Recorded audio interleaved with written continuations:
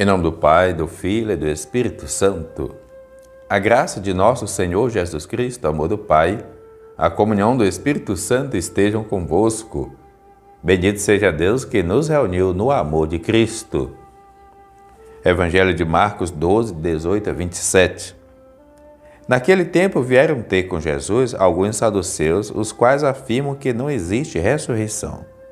E lhe propuseram este caso: Mestre, Moisés deu-nos esta prescrição: se morreu o irmão de alguém e deixar a esposa sem filhos, o irmão desse homem deve casar-se com a viúva, a fim de garantir a descendência do seu irmão. Ora, havia 7 irmãos. O mais velho casou-se e morreu sem deixar descendência.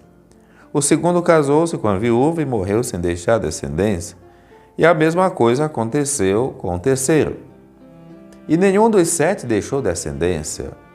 Por último morreu também a mulher. Na ressurreição, qual deles, quando eles ressuscitarem, de quem será a mulher? Porque os 7 se casaram com ela. E Jesus respondeu: acaso vós não estáis enganados, por não conhecerdes as Escrituras, nem o poder de Deus? Com efeito, quando os mortos ressuscitarem, os homens e as mulheres não se casarão, pois serão como anjos do céu. Quanto ao fato da ressurreição dos mortos, não leste o livro de Moisés, na passagem da sarça ardente, como Deus lhe falou: eu sou o Deus de Abraão, o Deus de Isaque, o Deus de Jacó? Ora, ele não é Deus dos mortos, mas de vivos. Vós estáis muito enganados. Palavra da salvação. Glória a vós, Senhor. Amados irmãos e irmãs, no Evangelho de hoje, os saduceus colocam a armadilha para apanhar Jesus em contradição. Mas Jesus se serve da armadilha para revelar nosso destino final, a ressurreição, isto é, a vida plena em Deus. E o sentido da sexualidade, que consiste em servir à vida e ao amor e nossa situação de peregrinos. Ou seja, esses grupos que são anticristos, que querem eliminar Jesus, humilhar Jesus ou pegar Jesus em alguma falha, na verdade, pela sabedoria de Jesus, eles fazem nos ensinar. Ou então criam ocasiões de catequese. Eles vão, sabe quando a pessoa diz hoje, transformar o limão em uma limonada, algo que poderia ser ruim em algo bom? Porque se Jesus entrasse simplesmente no embate de revidar com a mesma má intenção que eles, isso não teria fruto algum. Mas Jesus dá uma catequese, seja para aqueles interlocutores, seja para nós também, em cada uma das situações que isso acontece.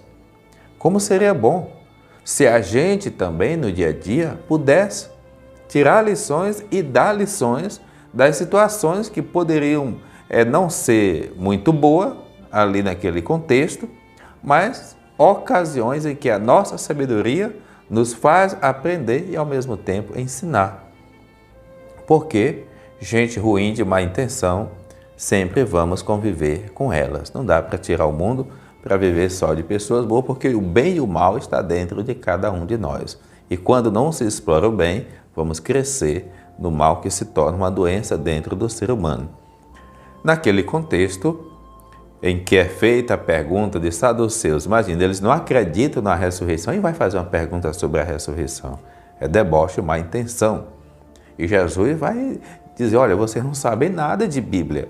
Fazem tantas afirmações com tamanha autoridade. Será que vocês não estão enganados? Vai repetir 2 vezes. Quantas aberrações se diz hoje também, em nome da Bíblia, querendo justificar pela Bíblia, selecionando uma parte, uma ou outra. Mas será que é aquilo mesmo? Qual é o contexto daquela passagem? Quando aquele texto foi escrito? Quem escreveu aquele texto? Com que intenção? Qual era o contexto? Não basta pegar um texto bíblico e jogar na cara das pessoas Hoje, como se tivesse sido escrito para mim ou para você, foi escrito para quem estava lá. Agora, uma mensagem foi tirada. Qual é a mensagem que nós podemos tirar hoje também?